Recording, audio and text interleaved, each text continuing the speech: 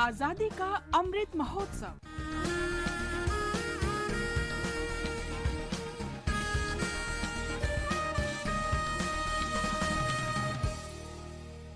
आजादी का सफर, आकाशवाणी समाचार के साथ एक राष्ट्र का उदय। भारत का गौरवशाली स्वतंत्रता संग्राम आधुनिक विश्व के अब तक के सबसे महान संघर्षों में से एक है। आकाशवाणी समाचार आपके लिए प्रतिदिन लेकर आता है इस संग्राम की एक झलक।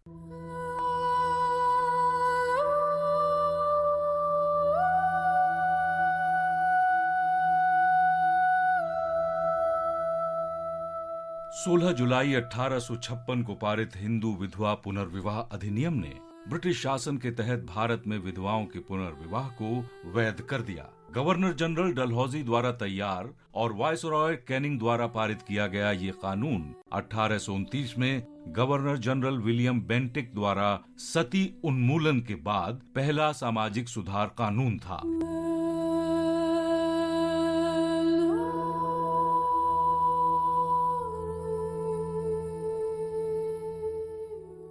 19वीं शताब्दी के शुरुआती दशकों में बंगाल में बहुविवाह और बाल विवाह आम बात थी। लड़कियों की शादी आमतौर पर बहुत कम उम्र में कर दी जाती थी। नतीजतन आबादी में युवा विधवाओं की संख्या काफी अधिक हो गई थी। इन विधवाओं को आमतौर पर कठोर आत्म संयम के जीवन के लिए विवश किया जाता था। कई समाज सुधारकों ने इन मुद्दों को हल करने की कोशिश की।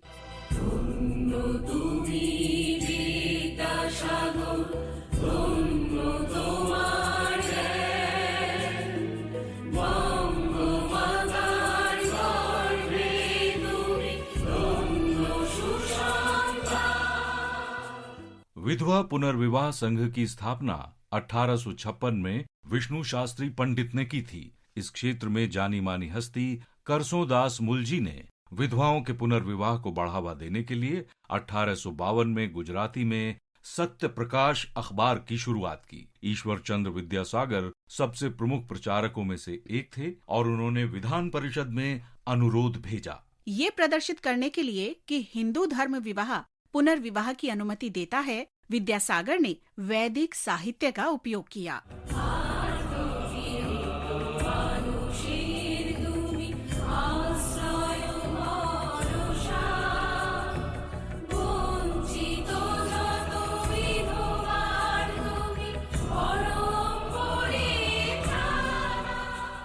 अधिनियम ने हिंदू विधवाओं के विवाह को मान्य और विनियमित किया। इसमें एक पुनर्विवाहित विधवा को उसी तरह के अधिकार और विरासत देने को मान्यता दी गई जिस तरह के उसे पहली बार विवाह करने पर प्राप्त होते। ये अधिनियम उन पुरुषों को भी कानूनी रूप से संरक्षण देता है जो विधवा से विवाह करते हैं। हिंदू विधवा पुनर्विवाह अधिनियम पारित होने के बाद पहली शादी उत्तरी कलकत्ता में 7 दिसंबर 1856 को हुई और दूल्हा ईश्वर चंद्र के करीबी दोस्त का बेटा था।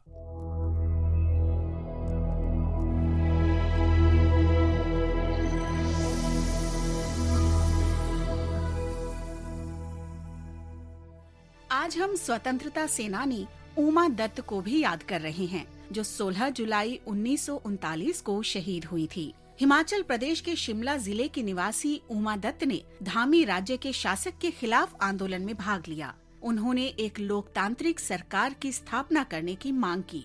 जब लोग राष्ट्रीय ध्वज के साथ प्रदर्शन कर रहे थे, तभी अचानक पुलिस ने उनसे ध्वज छीन लिया और उसमें आग लगा दी।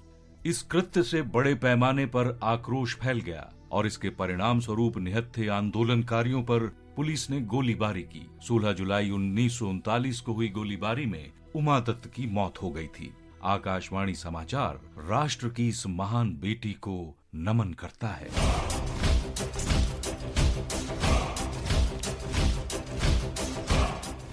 हम स्वतंत्रता कार्यकर्ता सीतल सिंह को भी आज याद कर रहे हैं, जिन्होंने 1857 में स्वतंत्रता के पहले युद्ध में भाग लिया था।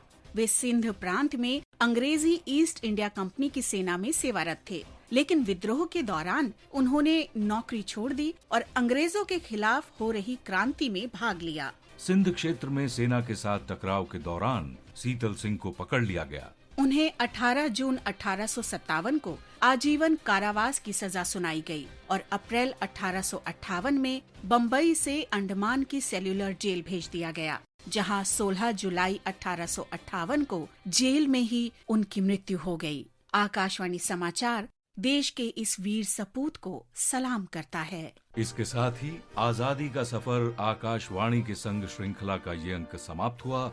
मिलते हैं कल अगली कड़ी में।